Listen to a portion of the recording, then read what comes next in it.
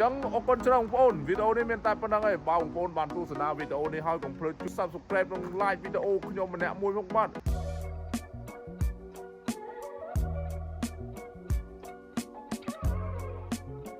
ជំរាបសួរបាទបងប្អូនទាំងអស់គ្នាអូយថ្ងៃនេះស្ដាយណាស់បងប្អូនអូយឲ្យបានផុតទិដ្ឋភាពពេលថ្ងៃលិចឲ្យបងប្អូនមើលសោះថ្ងៃលិចបាត់បងប្អូនអូយចង់តោះមើលថ្ងៃលិចបាត់ហើយចង់ខ្ញុំនាំបងប្អូនទៅមើល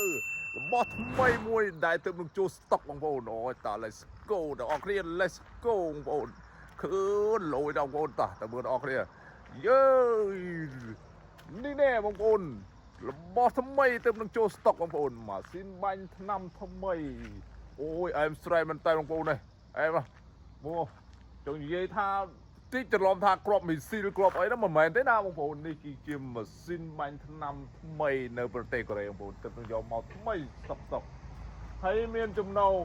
ទឹកបាន4000លីត្របងប្អូនចង់និយាយថាអានេះប្រហែលជាគេគ្រាន់តែគេដាក់ទេបងប្អូនមើលទៅ stand នេះដូចធំដែរបងប្អូន stand នេះដូចធំដែរ stand ធ្វើពីស្មាច់បងប្អូននេះគេលេខគេគេដាក់4000លីត្រប៉ុន្តែមើលទៅដូចធំណាស់បងប្អូនតោះចង់តបងប្អូនខ្ញុំនាំបងប្អូនទៅមើលខាងក្រោយប្រូតែខាងក្រោយរូបរាងយ៉ាងណានេះមួយក្បាលបាញ់មកគេមក2 4 6 6អាហ្នឹង6នៅខាងក្រោមណាហើយតែខ្ញុំនាំបងប្អូនទៅមើលអាខាងក្រោយនេះខាងក្រោយបងប្អូននេះជួយយល់ថានេះខាងក្រោយមើលក្បាលបាញ់នៅក្រោមបចាយដល់កឲ្យដល់ប្រហែល100ក្បាលបងប្អូនរាប់អស់មើល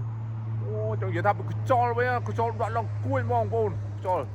គួយហ្មងતોយ៉ាអែមស្រែមែនតើបងប្អូនហ្នឹងចង់និយាយថាអែមហ្មងមើលគេដាក់ចំណុច4000វ៉ុលមិន4000លីត្រទេ4000វ៉ុលដល់4000វ៉ុលហ្នឹងមិន1000លីត្រឲ្យវ៉ុល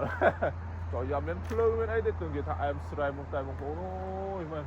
ចង់និយាយថាសុំសរសើរអ្នកផលិតហ្នឹងបងប្អូនមែនហើយមានម៉ាស៊ីនមកសែតរបស់គេនេះមកមួយម៉ាស៊ីន